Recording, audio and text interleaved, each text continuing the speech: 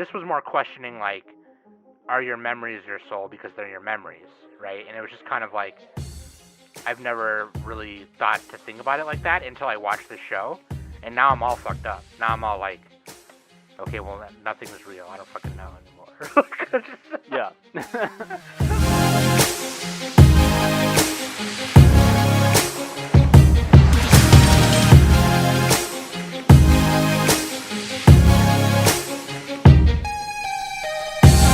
Hey everybody, welcome back to the Anime Summit Podcast. It's your favorite host with most Sam, the Bomb.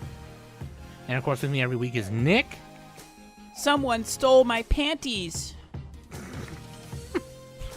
And this week... My battle panties. And this week, Honey Bear put Danny on suspension because Danny stunk up the office bathroom. That's what happened. Honey Bear's gonna, or Danny's gonna listen to this and hate it. She's gonna be like, what the fuck is wrong with you? No, like, no, she just is, she had a lot of stuff to catch up on, and she kind of got behind this week on other stuff, and something's going around, man. I don't know. Nick, Yeah, I'm a little sick, too, honestly. Yeah, and Trisha's got something going around. Probably gave it to Trisha. My bad. Probably gave it to, no, here's what happened, is, You better cover your mouth. When Honey Bear went over there and was cleaning out your garage, you gave it to Honey Bear. And then Honey Bear... Oh, yeah, and then that's the missing link. That's how they get you, dude. Dude, let's get into it, huh? Shall we? We're doing a show swappies. Remember, we told y'all bitch asses we were doing a show swap review. Haven't done one in a while, so it's Show nice. swap? We got another one planned in a couple months. Me and Danny are swappa ding dong. You guys know what you're doing yet? Yeah, we put it on there. Yeah, we put it on the... Are we going to announce it now or later? Oh, yeah, I could say it now, actually. There's no problem. Yeah, we could say it now. Let me... Because now I kind of forgot what I gave her. Hold on. It's at the end of April. Oh, I gave her Sakura Wars, Sakura Taisen, and then she gave me Nana. Sam, you're giving us, like, these fan service shows. We're giving you, like, artsy Okay, shit. I genuinely thought Danny would like Sakura Taisen just because it kind of fuses her genre. No, you're giving us the fun genre. shows. I appreciate it. Yeah. It kind of like, it fuses like mecha stuff with like some romance and whatever things, and it's somewhat shoujo-y, which we both like. So, Nana is obviously like long, so I'm gonna start watching that soon after we get. Oh yeah, that's why we got to tell people now. Yeah, so like that's at the end of April, okay? But yeah, no, this show swap, this is the swap right here, dude. And all these shows that we're talking about too, even the two I just mentioned for April, and these ones, Kaiba and Strike Witches, are all within the 2000 to 2009 decade, which is nice because Then these shows are both 2008. Yeah. So when we Tale get of to two that, anime, two very different anime. When we get to that at some point, we'll be, you know what I mean? We'll be equipped, you know what I mean? So, we're just trying to do them as we go along and whatever, you know what I mean? So, but yeah, I'm excited because Nick has actually been telling me to watch this for a long time. He traded me Kaiba, I traded him Strike Witches. I still think it's hilarious. This is like Grave of the Fireflies, My Neighbor Totoro level of difference. Yeah. Kind of. Yeah. It really is. Yeah, it's going to be funny. Someone's going to search for, like, I want a review on Strike Witches. And they're like, whoa, what's Kaiba? Yeah. And vice versa. They'll be like, Kaiba? What the hell Strike Witches? But, yeah, dude. So let's just jump right into it, okay? Let's do it. links.animesummit.net, okay? That's where you can find all the good stuff, where to listen, and where to party, and where to hardy, and where to farty. And, Spotify, Google, Apple Podcasts, all that good stuff. And then the Discord link is there. Join the Discord because the Discord's fun. We hang out and we do manga club and all that good stuff. Actually, let me check. I don't think they posted a new manga club schedule yet. They're still voting on February, I believe. But oh yeah, so next week we'll announce February's. We can announce February's schedule. It's a romance theme. Romance themed month. So I think they're all just gonna do four short, mangas or whatever, whatever. But anyway. Followed by the despair theme in March. You got to even it out. The despair. That's my idea. I don't And think then they don't agreed on that. And don't forget our live stream on February 25th. We're just going to hang out, play video games, do some giveaways, have fun, and just be there to entertain y'all for getting us to 100 Spotify ratings. And that being said, speaking of Spotify ratings, you can now leave reviews on Spotify as well. So we're going to start reading those for you, okay? So yeah, leave us if you've left a rating, please go back and leave a review as well. If you haven't left a rating yet, please go leave a rating and a review. That'd be great.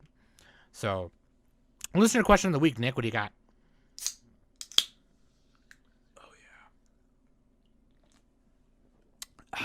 Okay. I don't know if you want to cut that or not. Anyway, listener question of the week. That's relevant to what the question is. King asks, you are invited to an anime watch party / potluck. What covered dish are you bringing? What special drink are you bringing? So it kind of sucks because when I was learning to cook, I wanted to cook all my dad's dishes, and whatever. So I kind of solidified myself as the person who brings the egg rolls. So that's probably what I'd bring. I'd just make like 100 of them and then I'd bring them. For drinks, I don't know. I'd probably just bring more water or soda or something. I'm not really big on alcohol, so and I'm actually even trying to cut back on soda, so I'd probably just bring like water or Gatorade or something. I don't fucking know. I normally don't bring water. Drinks. I just bring the dish. Lettuce flavored Gatorade, Sam. Lettuce. I like the lettuce flavored. I like putting a little bit of tahini in there. A little lettuce flavored tahini. What about you, Nick? Oh man. Now I don't know what to pick. I was originally gonna say hard boiled eggs and tap water. Hard boiled eggs and tap water. That's not really a covered dish though, is it? Just go to, let's see. Oh, macaroni. Okay. I'd make some like fucking fancy ass YouTuber macaroni that's like way overdone but like fucking awesome.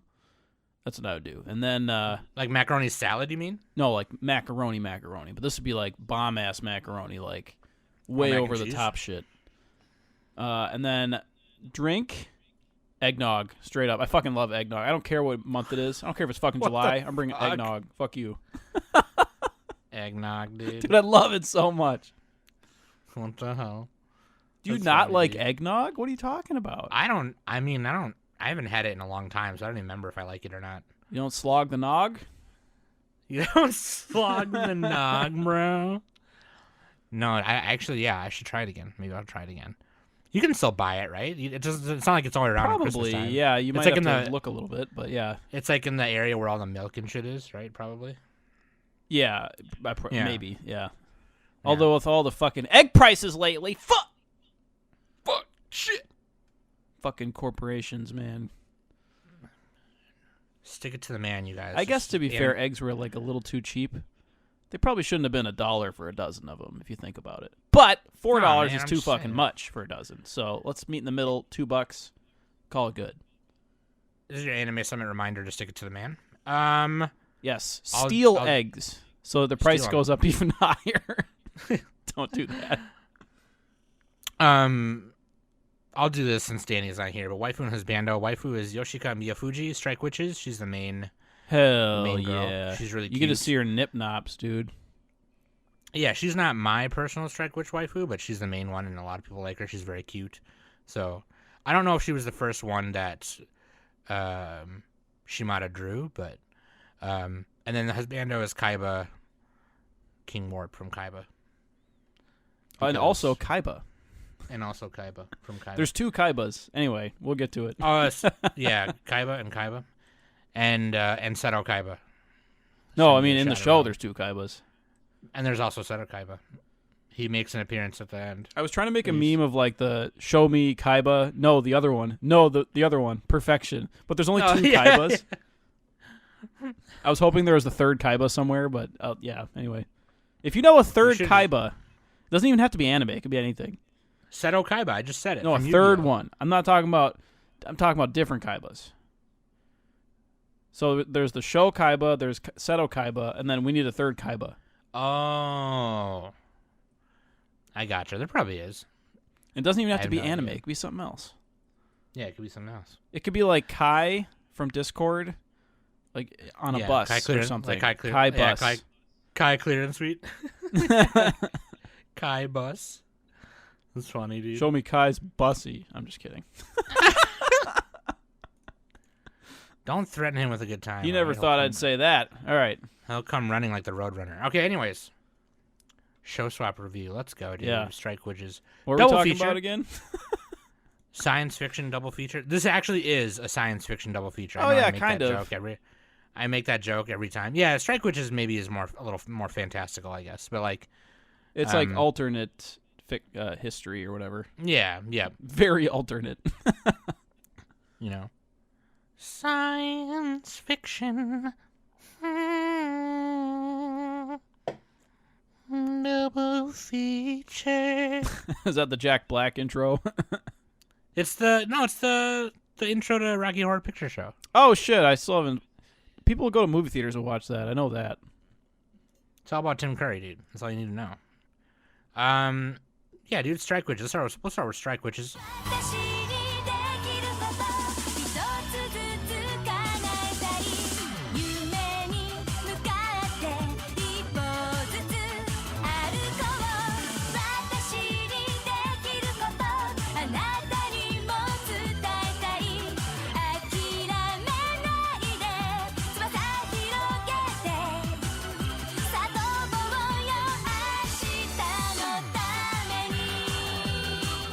Of course. And yeah, dude, I like Strike Witches a lot. I watched this a while ago. I thought it'd be fun to trade to Nick. So let's do it. Let's do it. Okay, let's just do it. This came out in summer of 2008. Studio Gonzo. The source is it's an original. It's a multimedia project based on original character designs by Fumikane Shimada. Director and also the anime's character designer is Kazuhiro Takamura. He does the anime character design for Urusei Yatsura. He's been the in-betweener for End of Eva, Cardcaptor Sakura, and Cowboy Bebop, and many other popular shows. So he's been around. And the synopsis is, it takes place in an alternate Earth in the 1940s. The series focuses on the 501st Joint Fighter Wing of Strike Witches, magically powered girls who fight against an alien race known as the Neuroi, using special area equipment and arms powered by their magic. It's like these mecha leg things with propellers, and then they have really huge fucking rifles, and it's super sick. Yeah, this is why they wear panties, because they can't fit pants in those. Yeah, that's why nobody wears pants. It's just pantsless show. It's logical. It makes sense, okay? Look, it makes sense if you watch it, okay? God. But yeah, and so the 501st Joint Fighter Wing is the main unit that they follow, right? And there's a bunch of waifus. There's like 12 of them, 10 of them, 10, 20. There's too many waifus. And so you kind of got to go into the show. And they're all You gotta like 17 or something, except for the major. I think the old I think- lady is 20. Yeah, I think Yoshika is the youngest. She's one. like 15, yeah. Yeah, but like, you got to come out the other end of the show having a waifu. If you don't, then you watched it wrong. You didn't do it right. Yeah, and So- like, what kind of wife are we? We're not talking about like you're gonna fuck them or whatever. We're talking about like that's my. No, just that's your It's like waifu. it's like Yeah, your yeah. it's like a chicken fight. You know what I mean? It's like a chicken. right? That's Just my like- boy. She's on top of Nick's, shoulders or whatever with the aerial gear on. So like, Oh no, her- I'm talking about. Oh, sorry, I meant a cockfight, like actual chickens killing each other. Oh, I thought you meant like the game you play in the pool. Yeah, I guess that could work too. No, I meant actual chickens. Yeah, This is why I meant actual chickens. the prices of eggs are going up. Yeah, probably, dude. Fuck. But yeah, dude, I will say before we ask Nick about it, I will say my wife, who is Charlotte Yeager, she's my favorite. I love Charlotte. Oh a shit, lot. I gotta find my waifu. God damn it. Erica Hartman and Charlotte Yeager are super cool. Oh, I'm I like picking them. Sonya. Let's go. Yeah, Sonya. She's sleepy. Yeah, Sonya's. I mean, she's not like the hottest one. I'm not talking about hotness. I'm talking about like funny character. she's really hilarious. But also the character designs are really nice. But anyways, Nick, what are your thoughts? What do you like about it? What did you like it? My thoughts. THOTS. It's oh, by the way, it's 12 episodes. I should have said that. 12. I Yes. forgot to say that. 12 episodes. Yeah. Okay, well, Strike Witches. I was excited at first, and then I was confused, and then I had to cover up my screen so no one would see what I was watching. This is one of those look over your shoulder anime. You can't watch in public, which is probably true for most anime, but this one more so because they got the titties. They actually got their nip nops hanging out. You know, whenever they go to the bath, they just show the boobs. But I watched the uncensored version. I'm sure if you watch this on what it's on Crunchyroll right now. Did they take it off? I believe it is. Yeah, it's on Crunchyroll. Yes. I'm curious if they have it uncensored or not. They probably don't. They probably have it censored, I would guess. It's not a big deal. Like, it has nothing to do with the plot. You don't need to see their fucking nipples. But yeah. So this is like, it's a very basic story. I had fun with it, actually. Like, more than I thought I would. And especially because it has a dub, and the dub is like reasonable. It's a Funimation. I thought it was fun. I thought it was hilarious how much they showed like butt shots and boob shots. Like this was a very lewd fan service anime. But also like kind of it was lewd wholesome, which is like I don't think any like straight girls are gonna watch this show. Are they? Like is that a thing? This is a show that like dudes are gonna watch. Maybe not. A lot of girls like this. I feel like a lot of girls. It is cute like the designs, show. I guess. Maybe I'm wrong. It's not like I guess it's not moe. They're not like way too moe. So girls don't like the moe stuff, right? Yeah, it's a little moe. I should also say that too. The character designer Shimada, Fumikana Shimada. He also did Girls in Panzer character designs. Yeah, this show is like Girls in Panzer. I would say Girls in Panzer I think I like better, but like this was still funny. Let's see. I was a little confused on like what the enemy was and like why they were there. It felt a little Evangelion-esque where like the enemy is just kind of like this otherworldly creature. Yeah, that's basically what they are. Yeah. It was just something to fight against. It wasn't really It wasn't very fleshed out. They were like invaders, yeah. Yeah, invaders. And I think like you said, it's like an alternate World War II Britannia history type thing. Let's see. It was a fun show. Like overall, I thought it was fun. That was my first impression of it. So I guess that's my first little statement, Sam. What do you got now? So the deep theme of no, just kidding. That pants are useless. Yeah. Fuck pants, dude. I have that tattooed on my leg. The words "fuck pants" tattooed on my leg.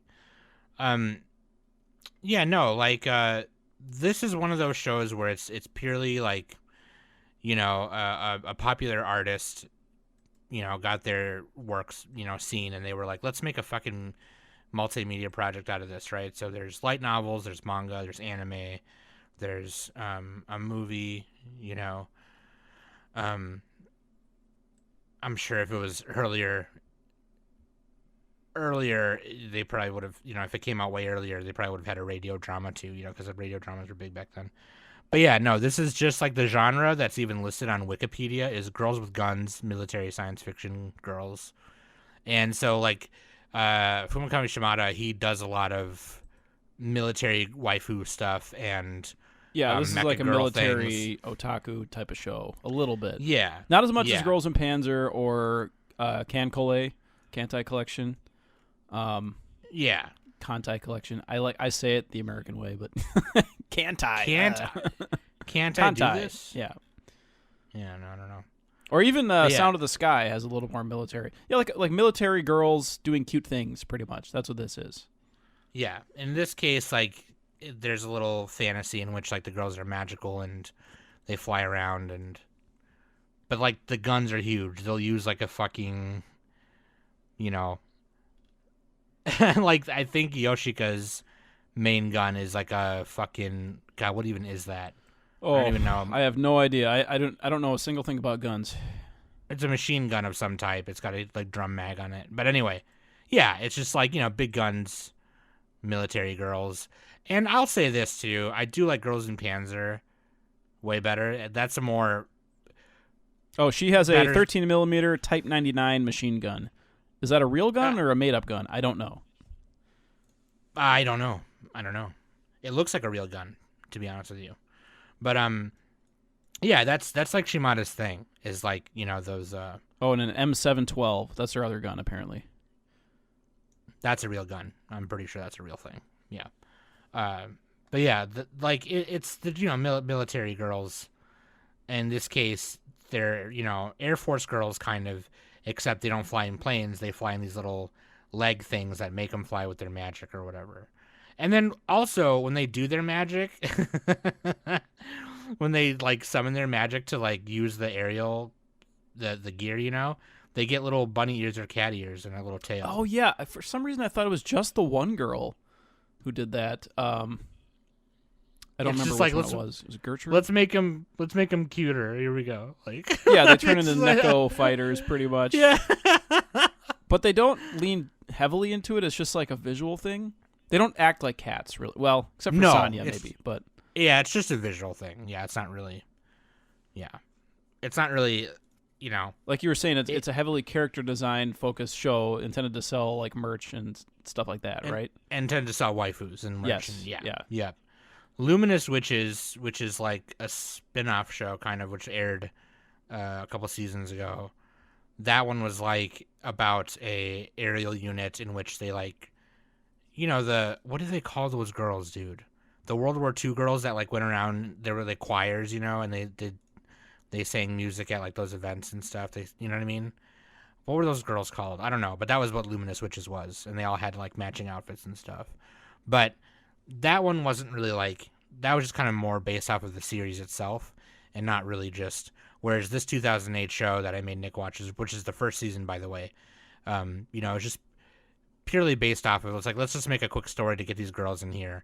And then pretty much everything after that is just based on this first like set of story.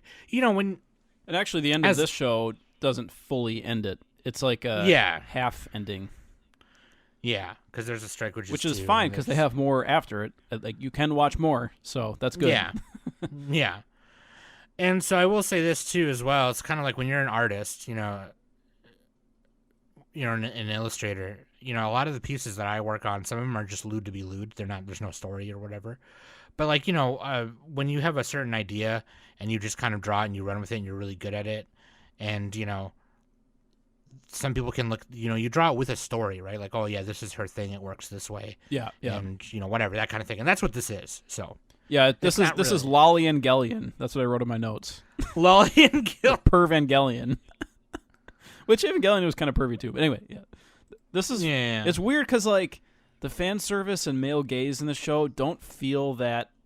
It doesn't feel that offensive. It's weird. Like it should be, but I guess because it's all girls, it feels like much softer. You know what I mean? Like there's not a guy like leering at them in the show. Yeah. Yep. Oh, it's like, oh shoot, what was that show? I mean, there's tons of anime just like this. There's a little Toy Soldier Girls anime that I watched. I forget the name of it. Oh yeah. I know. I forget the name, but I know what you're talking about. There's tons of stuff. Yeah. Like, I don't know if Gunslinger Girl has. High School Fleet is a good example of this also, where it's just like all girls are in every, like they do everything pretty much. And it's pervy, but it doesn't feel super gross. It's like a little bit over the line, I would say. But yeah. This one definitely is, like a pretty girly show in which I think girls would like it. You know what I mean? But I happen to like it just because I love the character design and the idea of like the mecha design, and it's kind of cool. Or the little mecha design that there is. They have two missiles attached to their legs. Yeah, pretty much. Yeah, they're like it's two missiles. That's what it looks like. Yeah, and they're basically like the wings of the legs except round. You know what I mean? Or the wings of a plane except round. You know what I mean? Yeah. And the funny thing is, like, they don't have goggles or anything, and like one of them is flying at the speed of sound, like Mach 1. I'm like, wouldn't her eyeballs like explode or something? Like, what's going on? they would sink into her. Yeah, Yeah, her mouth would be like. Yeah. Like, They have their magic. They do have magic. That's why they're able to do all this. So it's magic. Yeah. But yeah. It's magic. Okay, shut up. They do. Okay, well they do. Yeah, because they have the shield. They use like the little magic shields. You know when they get shot at. Oh so that's shoot! probably They what use that their is. special eyes. My brand. They just put mini shields in front of their eyes, their eyeballs. Oh man. But yeah, really, honestly, Nick, like not much to say.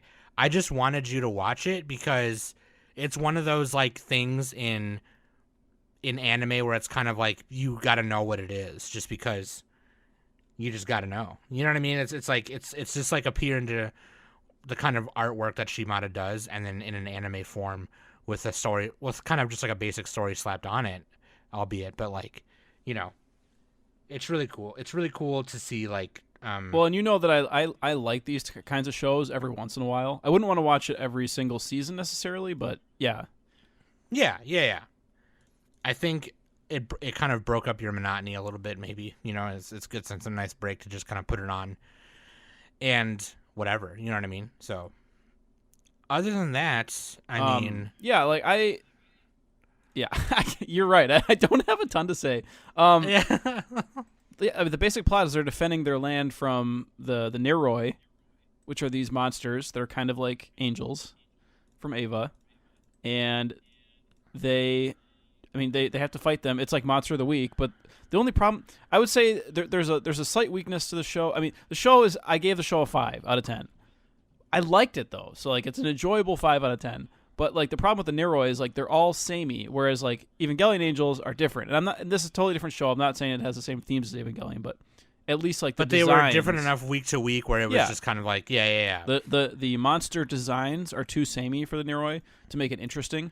Like a show thrives on the villain a lot of the time. Yeah. And this show did not have a strong villain. It had the whole point of the show is to enjoy the girls' camaraderie and like teasing each other and grabbing their boobs and stuff, like doing ridiculous stuff. And then at the same time they're in a serious military, so it's like they do both. But that's like the strength of the show, I think. And then the monsters are their weakness.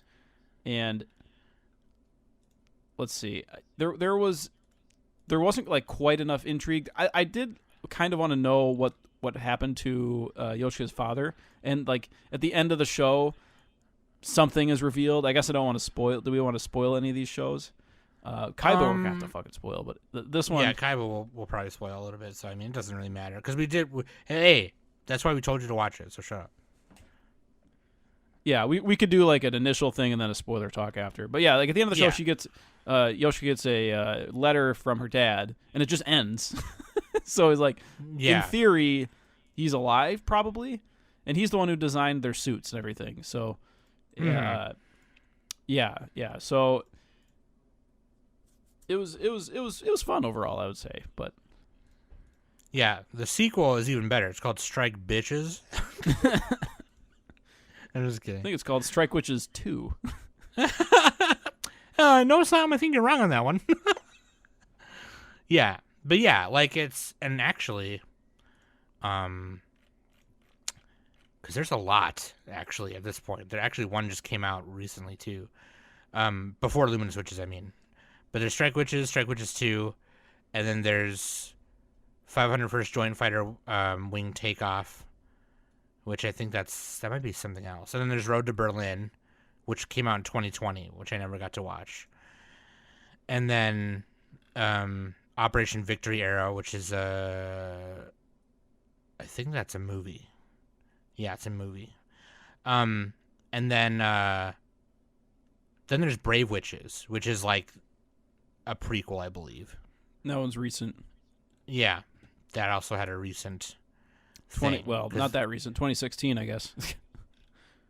It's part of the World 6 years Witches ago, series. 7 years ago. Oh, sequel. Sorry, it focused on the 502nd unit, where instead of the 501st. But the main character kind of looks the same almost as as the main character in Strike Witches. So does Yoshika keep continuing into the next series, or is it kind of like Love Live type thing, where they have different characters? No, oh yeah, all the Strike Witches ones are about the 501st. So yeah, you see Yoshika's the main. Oh, okay. Because So, I've seen so the it's like a first little two bit like seasons. Symphogear, kind of. Yeah, like Symphogear, yeah. And then Brave Witches is a separate. That's a different one. Yeah. Because that's the 502nd. Yeah, it's like a unit. spin-off type of thing. Okay. Mm-hmm. I did like one of my favorite scenes in this was when Mio smuggles a striker unit into her wheelchair. Yeah. Like near the end of it, she's like, "Here, take these and go."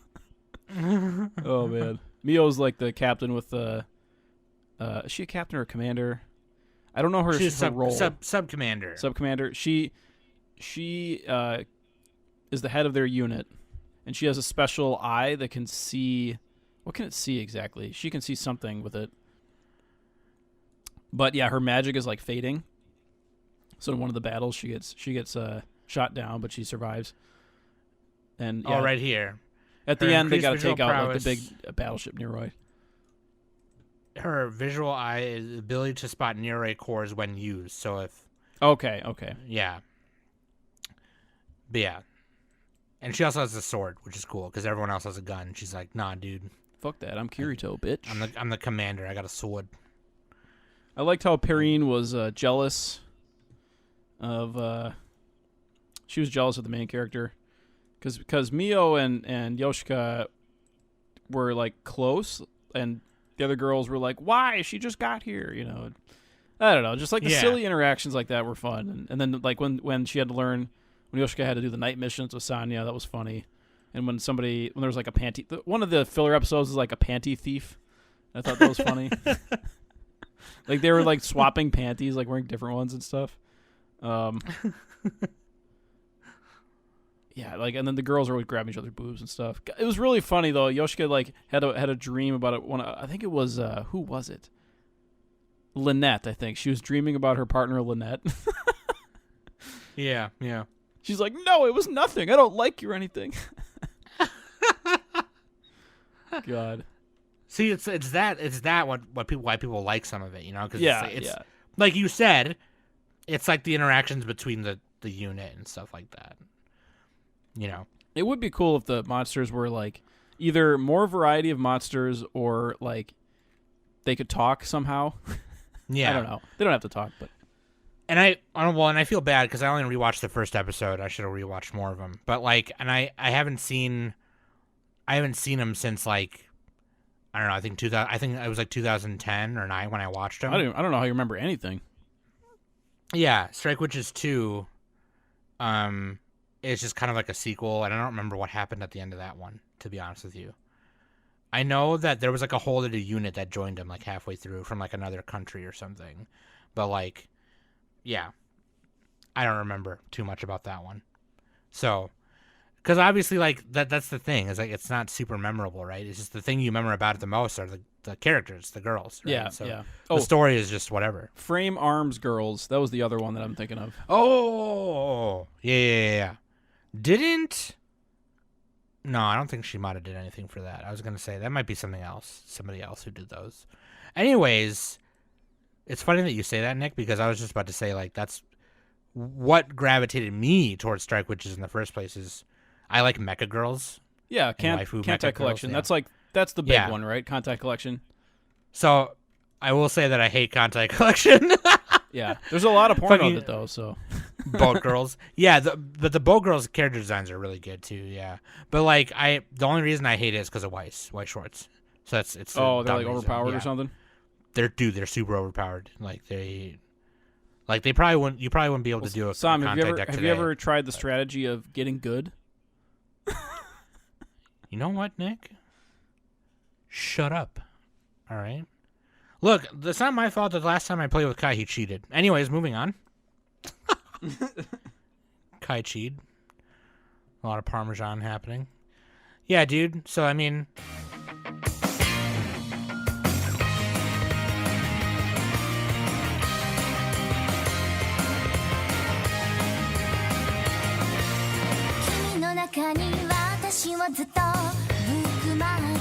So you said it already. You said 5 out of 10. Yeah, I think my overall score is about a 5 out of 10. It's funny though because like I could see maybe putting it in my favorites of the decade, even if it's a low score. Just because of your enjoyment of it. Yeah, enjoyment was like medium high, I would say. It was fun. The question is how much am I gonna think about it, remember it, and that type of thing. So Yeah. and I don't know how many we're gonna do for our decade list for that decade. Probably less than 50. Yeah. Something Yeah. like that, because there's less shows. But yeah. Anyway, It was worth checking out. Yeah. Yeah. Plus, I think Nick, also you appreciate that. I knew too that you would appreciate that art too, like, because I think looking at Shimada's other work, I think you'd appreciate it too. I feel like some of the other pieces and work he's done, like other Mecha Girl shit he's done besides the Witches, So what were he the has other a things lot he of, did again? God, what is that latest one he's doing? There's a bunch of model kits of it coming out right now. I think they're called. They're kind of like frame arm girls, but I think they're called Aegis, something or other. He did Girls and Panzer designs too. Okay. He did do the Girls and Panzer character designs. Yeah, yep. I don't think he was the creator of like that shit, but like he did. Gundam Build they had Divers. him do the. They had him do the designs of it.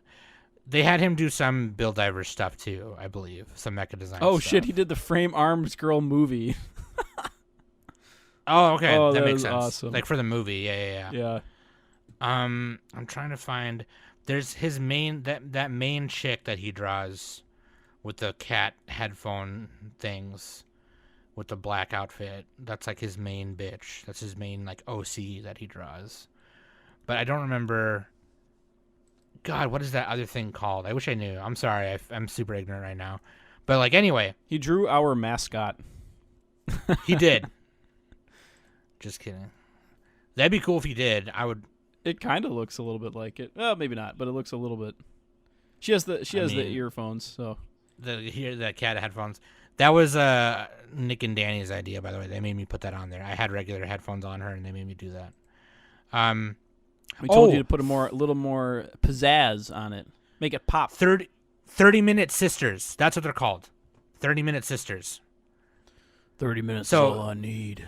There's these model kits out there called 30-minute missions, and they're kind of like these little quick robots. And I actually have one in my closet. I have one in my closet.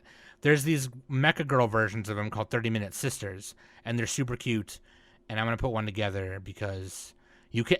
And they come out with like customization parts too, so you can change like the legs and weapons and all that cool stuff. So anyway, moving on. You bitch.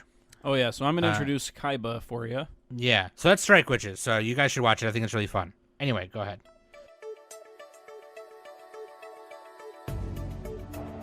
Eyes too close, sunshine shone through the curtains and the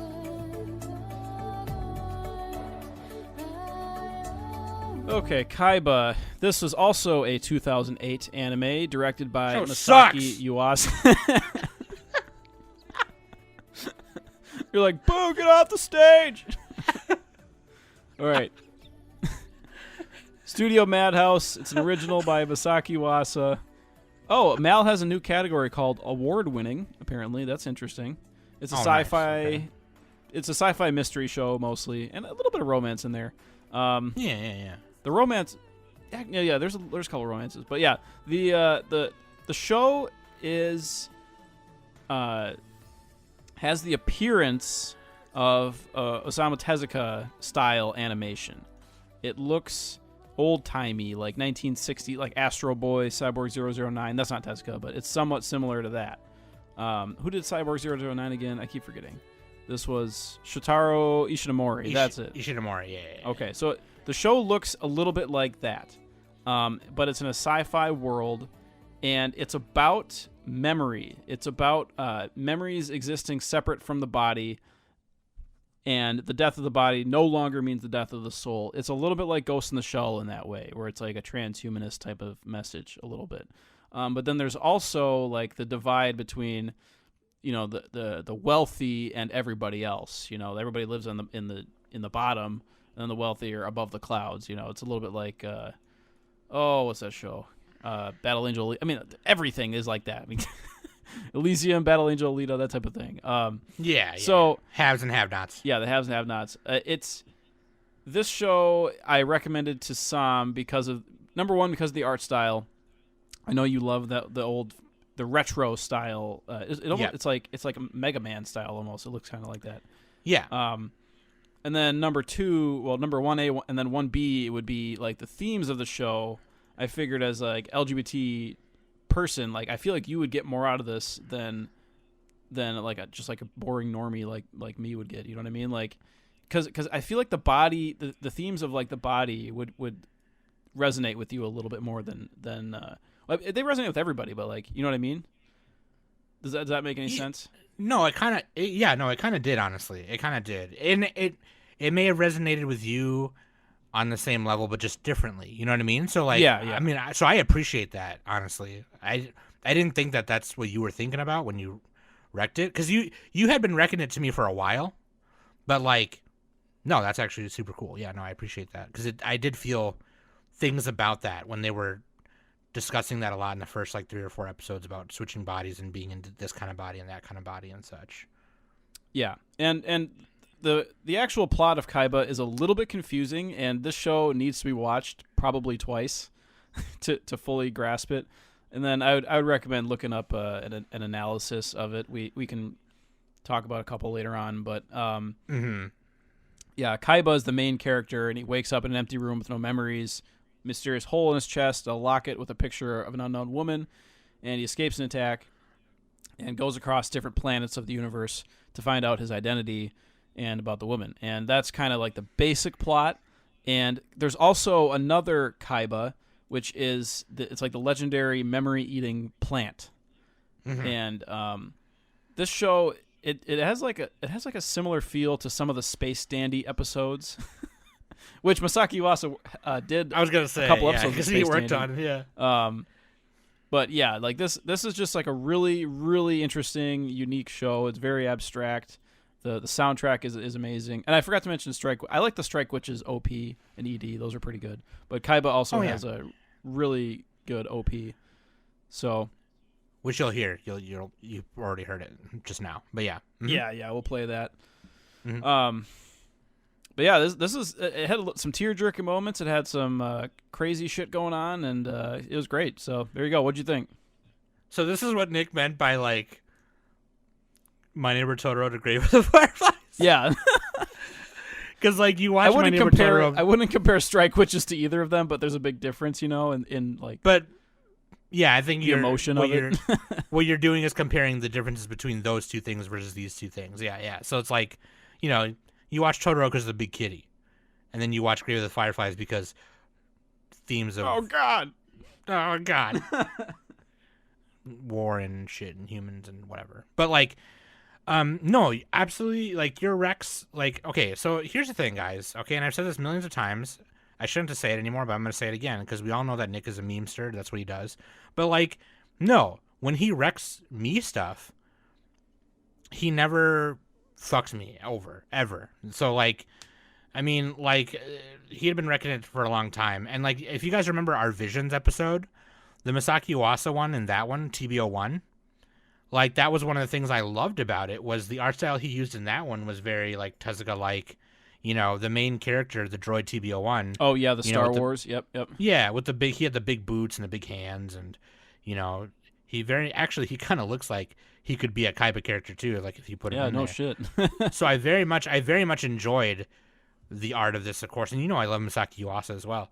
So like, I probably love him more now because of Nick, if anything. But like, yeah, Kaiba, dude, like the designs of the characters are really sweet, and yeah, the theme of like one of the things they say in the beginning of each episode, like before like the opening starts, you know, is like, oh, what are memories? Are memories the soul, or is the soul like, you know, whatever? Is it different? Is it separate from like, you know, your body or whatever kind of thing? And I don't remember the exact words, so excuse me.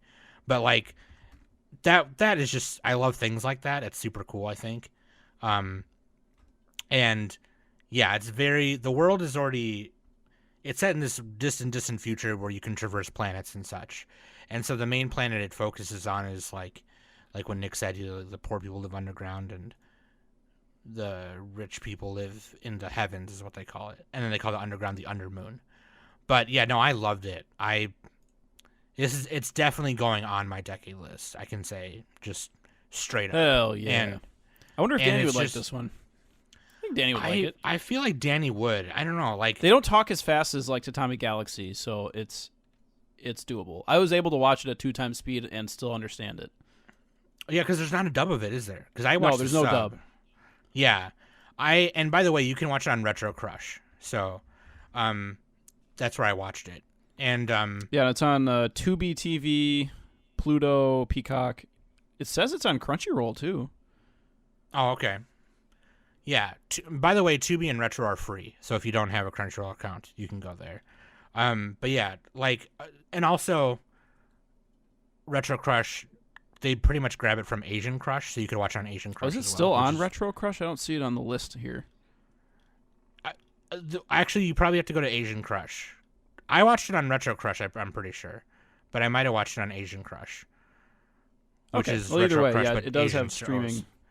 Yeah. available. By the way, if you don't know what Asian Crush is, do yourself a favor and look through it right now. But And you can get yeah. the Blu-rays for like $30 on Right Stuff. So honestly, worth it. Like, this show is, God, dude, it was so fucking wild. And so, like, the first 7 or 8 episodes are kind of episodic to kind of, because here's the greatest part about it. Okay, Nick, the greatest part about it is like, the whole amnesia thing, right? Is kind of like a lot of people will use that as like a way to kind of escape having to develop a character because you can develop it's it like backwards, it can be you know? lazy. It's like time travel. Yeah. If you don't do it right, it's bad. Yeah. But in this case, it works so well because it makes you. Well, it plays directly into the theme of the show too. It Because a plays lot of directly times, into like, they're just amnesia, but the amnesia itself isn't really part of the themes. It's like, oh, they just have amnesia, like they got knocked out or something. But this one, it's like the memories are like the whole point of Kaiba. Right. And it's kind of like in like a bad example of it, I guess, would be like Elfen Lied. Like, they just kind of Yeah. they gave her the amnesia just so she could have like a cute version and then a yandere version. You know what I mean? It was just kind of like, which is like, it was kind of fine, I guess, but like it wasn't as good as, it doesn't work as well as you could have just done that anyway. You know what I mean? You didn't have to do the amnesia part for that, in my opinion. But like in here, you are discovering things about the world with Kaiba as he traverses through different worlds, through different planets on this ship, And with through different Vanilla and bodies stuff. too. And through different He has bodies multiple as bodies. He well. has like a big hippo body. The best one is Chronico. He takes over Yeah, the body of Chronico, a young dude. girl, Chronico. Oh man, her story was so sad. And Holy that's what's shit. cool about the episodic. And okay, and here's the thing too, is like it shows right away these different devices that people use to like take the memory chips out of people, and there's different Manipulate them. devices and manipulate them. And there's like this little green gun that like you can project someone's memories and then crawl into it. And basically, Oh, that was you don't crawl wild. you don't crawl into a memory, but you crawl into a room that has their memories in it. So like they're like in book form or Yeah, pictures it's like or whatever. Yeah, it's like a library or something. Yeah, and everyone's room looks different, which is super cool. And like I think there was one episode where they went to this old lady's house and she had like the twin boys or Oh, whatever. It was like the lighthouse. was brutal. Yeah. And her room was just one small room with a bookshelf, but there was actually a hidden door behind the main door that was a huge ass library. It was like that was the actual room of her memories, and it was super cool. And then like the Chronico story, which is cool because like it does her story, but then Kaiba goes into her body for like a few episodes, so then you're kind of just still, it's like you're still watching her, but like you're not. And it's like, oh dude, like fuck. And that's kind of like, there was even a part where they talked about like how it was hard for him to adjust being in that body because she was having her monthly thing, you know, and feeling sick. And Oh yeah, that's what that was. I thought it was like a food Yeah. thing, but it's her period. Yeah, Chronico's period. Yeah. yeah. And so sometimes and I'm not gonna speak on it because I don't have a fucking uterus, obviously, but you get sick to your stomach, and not just with cramps, but in other ways is what I mean. And so and I only know that because it happens to Trisha once in a while. She gets really sick, and I was kind of like, oh shit, damn, that's the cool thing that they pointed out, and it seems random, but it's actually super important, I think, exactly for that thing, because it's in this world that they're in, people's bodies and memories are getting stolen all the time. They were trying to, the whole Chronicle's whole thing, spoiler alert, was she was selling her body or her memories or whatever. No, she was selling her. Yeah, she was selling her body to help pay for her family, right? Because her family was poor. And then you learn that the mother was actually her stepmother because her Chronicle's real mother had died. And so the stepmother was trying to make money, but then her husband had died. So they were so short, and she was trying to feed her real kids, but she still loved Chronicle, but they had to do something, right? And so it was just desperation. It was crazy.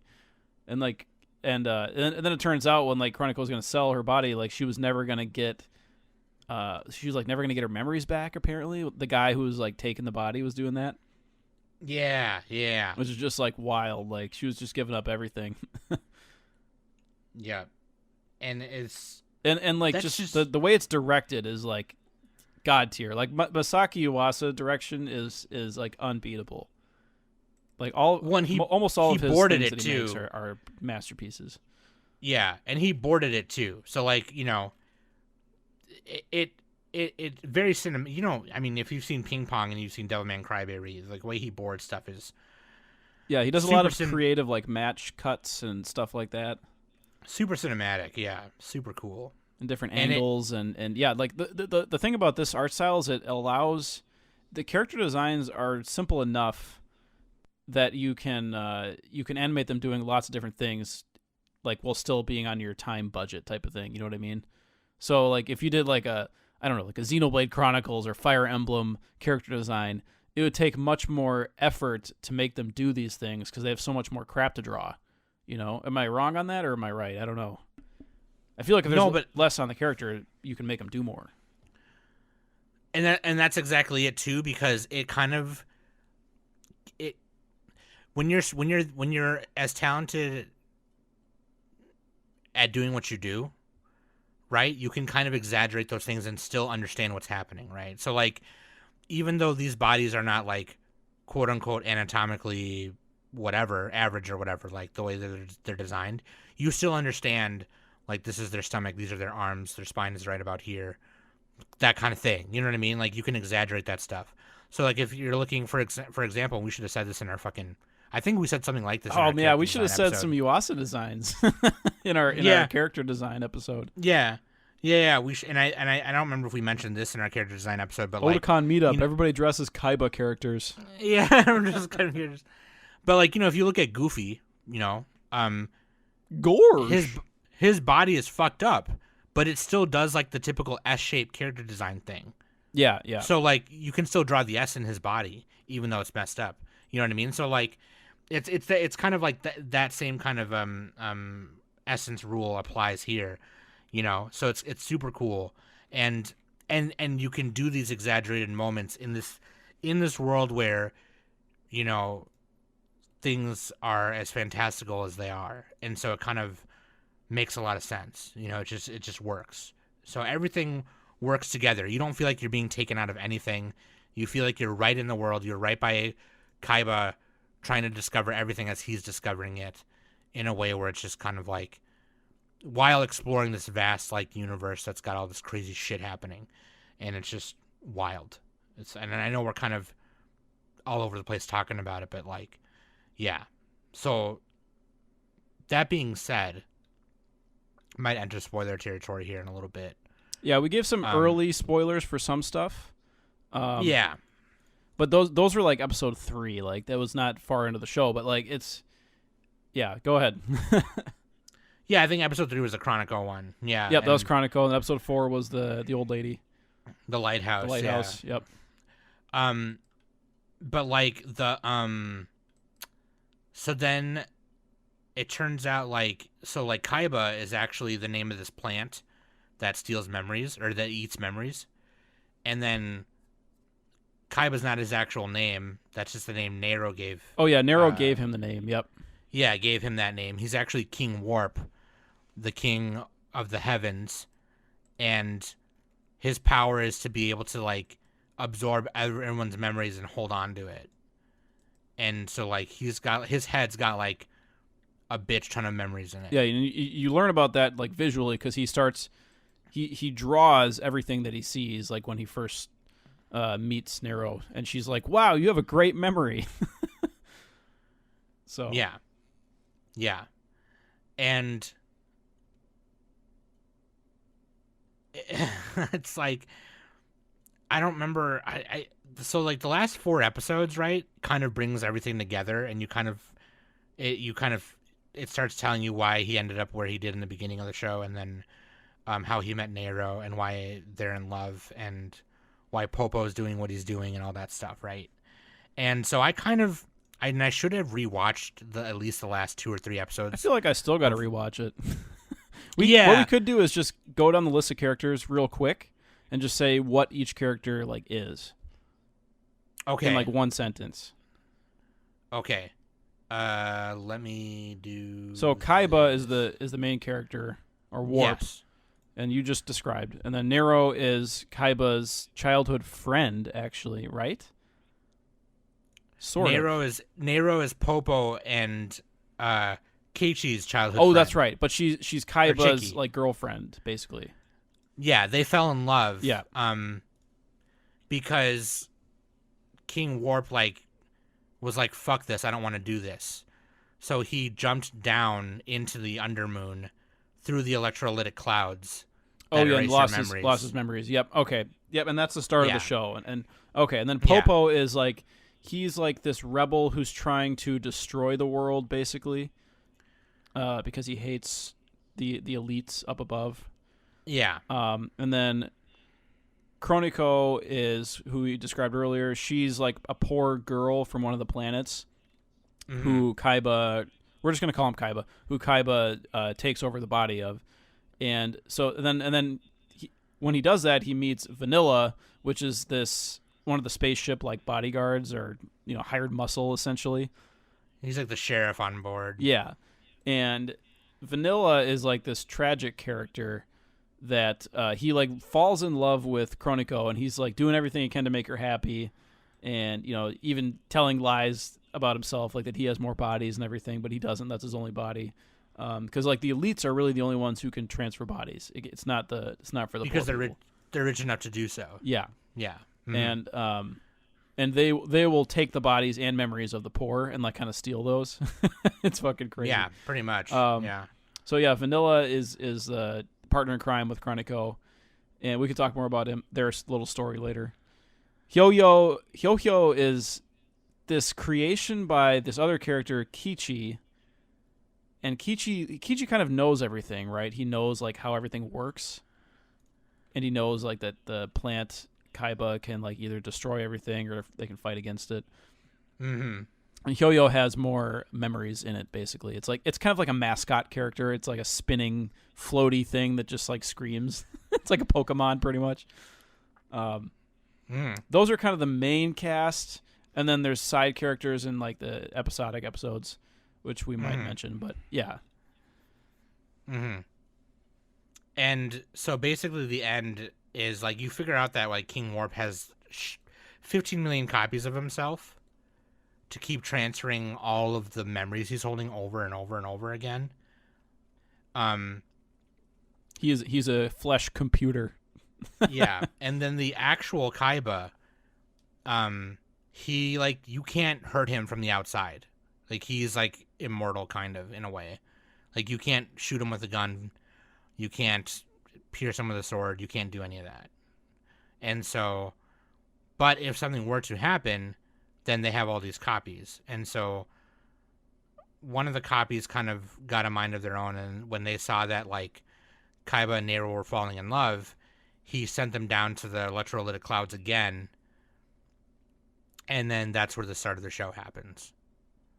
And episode 1 is wild. I still think of the scene with the little kid taking the toy bird and sending it through Kaiba's chest cavity. Oh yeah, by the way, that hole in his chest is all the way through. It's not just like, yeah, it's like you can put your hand through it and come out the back. Yeah, it's like it's huge. Oh man, and then that plays Yeah. into the very like the last episode where the hole gets like smaller and then huge and stuff. Oh, the directing is just crazy. But yeah, I just love the concept of the kid sending a bird through it. Like, what does that symbolize? Right. Because she's like kind of like meeting him, and she's like looking at his little pendant locket thing with a picture of Nero in it, and she's like kind of it was kind of cool because it was kind of a way to explore the physical traits of the character without actually explaining it.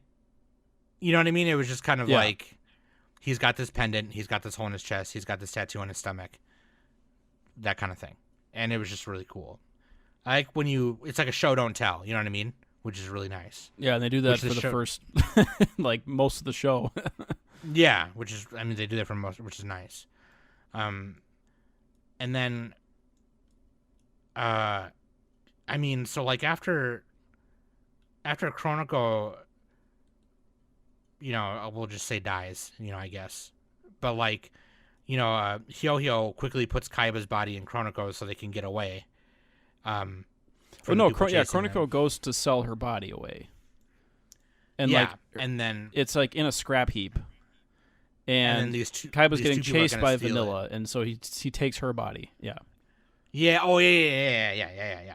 And then these two other passerbys are like gonna steal it and sell it to this asshole mob guy. And then Vanilla's like, "Oh, Chronico, oh," and then Chronico, he doesn't tell Vanilla that he's Kaiba or whatever, but like they start traveling together for like the next few episodes after that. After Vanilla saves her from the bad guys trying to steal her body, which is cool. And so they kind of go together for a couple episodes, and it's kind of nice. And then actually that's one important part that's really cool, like the transhumanism part was like so after the period thing happens, and then Gel, the big machine Gel. Yeah, that was and Gel is a woman in a man's body, and Kaiba is a man in a woman's body in that episode. Yes, and actually it's Nero and Gel, by the way, too. So like Oh, Nero's the one in Gel. yeah. Oh god, yeah. damn. See, there's so many Because- things I missed. Because oh my god, I don't want to summarize the whole thing. Like I swear, it's Yeah, we're so going wild. a little long-winded. Yeah, but anyway, that part was cool because like Gel explains to Chronico / Kaiba, yeah, once you're in a different body for so long, you start losing who you originally were, and becoming more and more whatever, right? And so in the next few episodes, there's a little moment between Vanilla and Chronico where Vanilla's like, "Well, Chronico, what do you think of me?" And she's like, "You should go after me more aggressively." You know what I mean? And it's like, oh shit. Like, why did you say that? Because you're still Kaiba and you're not. You know what I mean? Like, it was kind of cool. It's like, oh shit, that's like one of the moments that Gel was like telling her about. Like, you start losing. Like, are you becoming more attracted to the other gender now because you're in that body for so long? And what's happening to your memories? What's happening to your soul? So, are your memories really your memories, or do they meld into the soul of the body you're in? And it's just like, this is like Ghost in the Shell, right? It was like they had a big transhumanism theme because of like your brain in a different body, right? This was more questioning like, are your memories your soul because they're your memories, right? And it was just kind of like, I've never really thought to think about it like that until I watched the show. And now I'm all fucked up. Now I'm all like, okay, well, nothing's real. I don't fucking know anymore. Yeah. Like, That's why I don't have memories. Thank you very much. yeah, that's why Nick doesn't remember. I suck at remembering doesn't- stuff. He doesn't remember anyone's names. He's just like, oh. Yeah, So I I have have- a terrible memory. It's awful. I'm forgetful, so if that makes you feel any better. But like, You're Kaiba compared to me, though.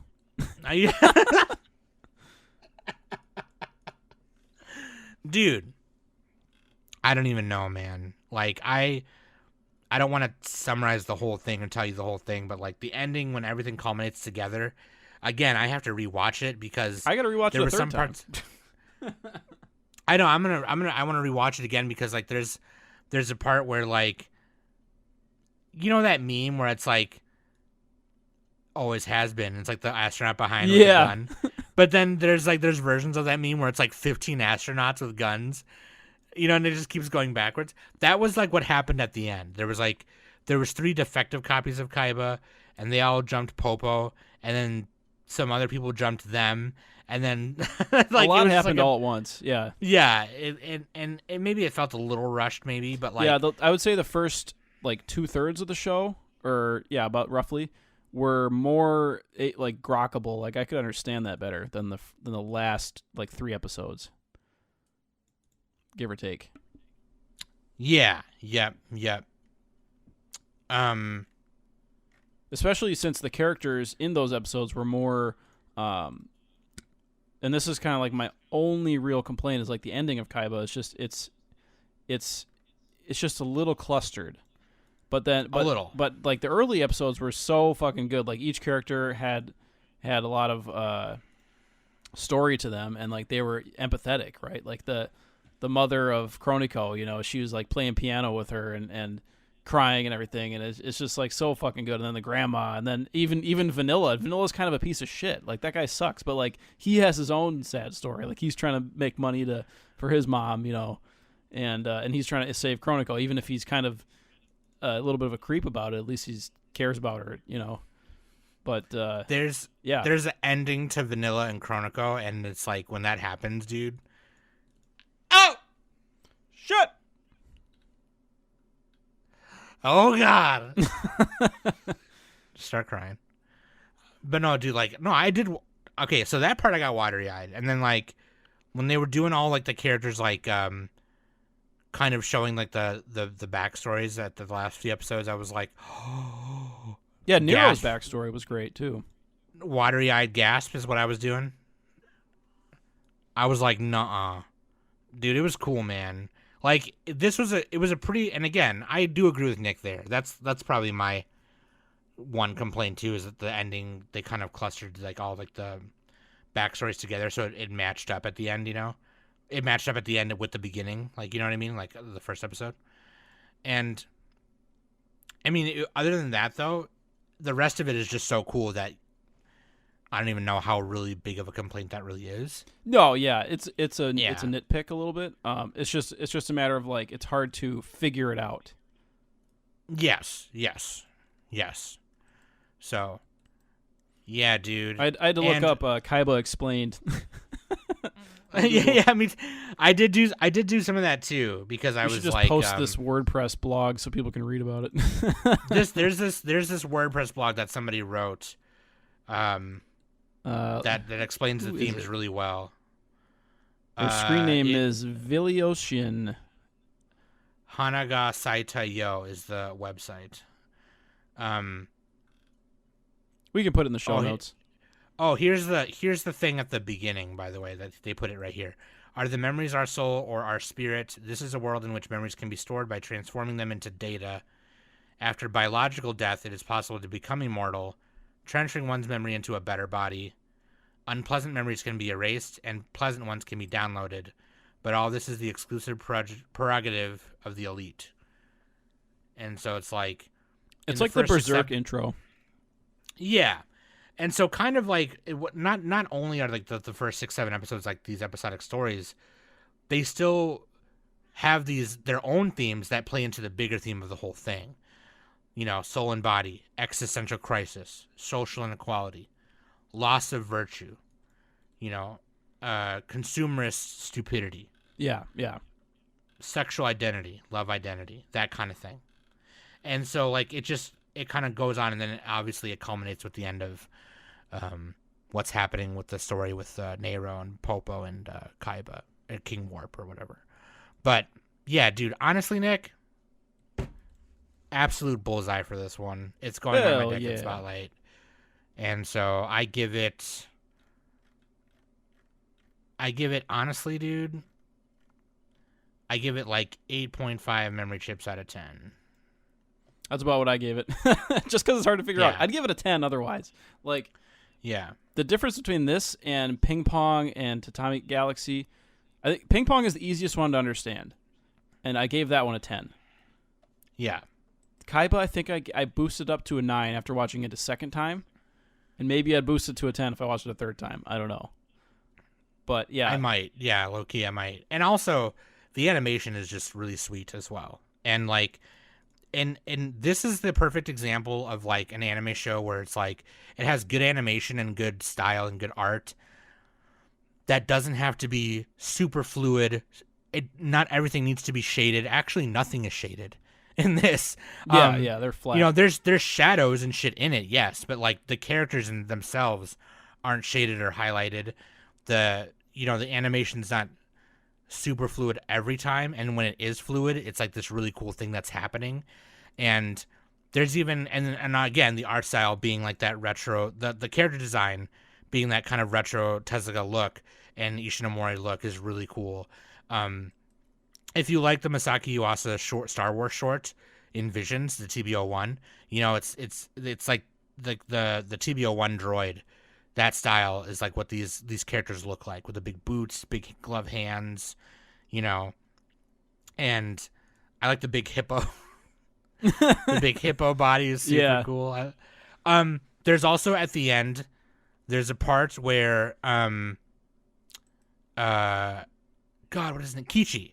He goes into like a mech body for a little bit. I won't say why, but he goes into like this mech body, and he's kind of trying to help Nero get to Kaiba or whatever. And Masaki Yuasa does the Atano Circus, or they do the Atano Circus there. And if you don't know what the Atano Circus is, I've mentioned it a few times, but it's basically that missile. It's like this missile effect that you see in a lot of anime. Yeah, like Macross. It happens a lot in Macross. That's where it originated. And you see it a lot in Gundam and mecha animes and shit, where they're shooting a shit ton of missiles, and it's like kind of curving over into like this target. There's a very cool, like, I call it the Masaki Yuasa special version of the Atano Circus, because it, like, the missiles kind of zigzagged. They didn't go in like this curved thing. You know what I mean? They went into like these curved, zigzagged all over the place, and then centered in on the target, and it was just super cool looking. Love it. Love it, love it, love it. So, like, even though it's this very original piece and a very original Masaki Yuasa thing that you're being delivered, it still has a bunch of elements of what inspired him in it, and that just makes it's very well-rounded, you know. It's, oh, God. Fucking A. All right. That's all I got. That was really good. It's really good.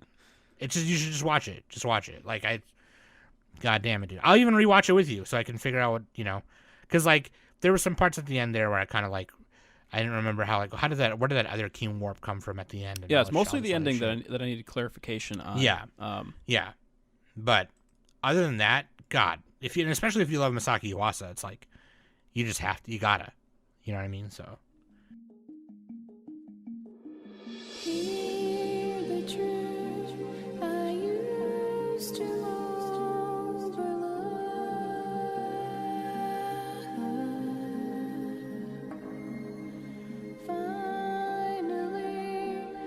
Can't do it.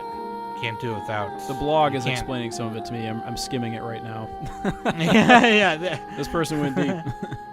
Yeah, no, this person went in, you know, and they must have watched it a few times just to get like, this breakdown of it. But it's super good. It's super good, man. It's super cool. And oh man. I think this is one of my favorite OPs of this decade for sure. Oh man. I should watch OP, a list dude. of like 2000s OPs to see which ones are my favorite. Dude, there's so many. Okay, yeah. There's so many crazy YouTubers out there who will make like fucking 2-hour videos of just, you know, it's like 15-second clips of just a bunch of OPs from like spanning across 2-3 decades. Oh yeah. I've sat through and watched some of them sometimes. I think I watched one with like all the shit. Gundam OPs. Like somebody ranked all of his favorites. Fucking wild. But yeah, the opening theme. Iron-Blooded Orphans represent. That was like really high on the list. Raise your flag. That song was wild, dude. That song got you hype. Yeah, dude, you were about to fight somebody. No, like, yeah, the theme song, the opening theme in this one is called Never by Seira Kagami. And she also does the ending theme as well. But like, there's like some insert songs in it that very much like Oh yeah, the tree song. That was a good one. Chronicles tree song. Oh man. It's all really The- sad. the soundtrack and and they reuse a lot of the songs for yeah. a bunch, but it's always perfect for the moment and it makes sense. It never annoys you or bothers you. It's like it's so good. But yeah, 8.5 memory chips out of 10. That's what I'm saying. Hell yeah. So yeah, dude. Overall, I think two very different shows that you would enjoy for very different reasons, right? I think Like, you don't go- not that many people are gonna like both. To be honest, right? Because one is like, one is that fan service thing where people are like, oh god, fan service anime, I'm not watching this because they want to watch a story. But then you give them something like Kaiba and it's like, I don't know what's going on, so therefore I don't like it. It's too confusing and weird looking. Yeah. And it's yeah. like because people don't understand, they don't understand. Well, I mean, the and then a style lot or of people whatever. watch the fan service show because they want to unwind. So they're like, Strike Witches, let's go.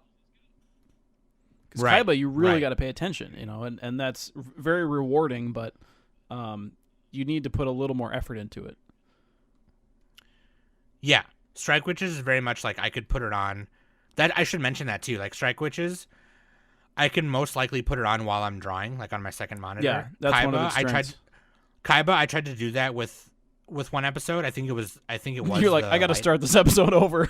Yeah, I think it was the episode with Gel, and I was like, I got to start this over because I got to go back because I wasn't paying attention. Yeah. Because I'm trying to work on Fist of Summit while I was watching it. But yeah, no, I stopped doing that because I didn't want to miss anything. So like, yeah, definitely for sure. But yeah, I think you guys should watch them. And we're probably going to do more show swaps. One of my Anime Summit New Year's resolutions I make for myself is like, try and watch more older shows for this decade. And also, I think we want to do more show swaps in general. I think we wanted to start doing that last year and we just never did. Yeah. So We could do like anniversary stuff too, with like stuff from the 90s, 80s, etc. yeah, which we'll do. We missed a few big ones. Like, oh man, we should have done Serial Experiments Lane. But we should have done like in 2018. We weren't doing the spotlights yet. I don't think so.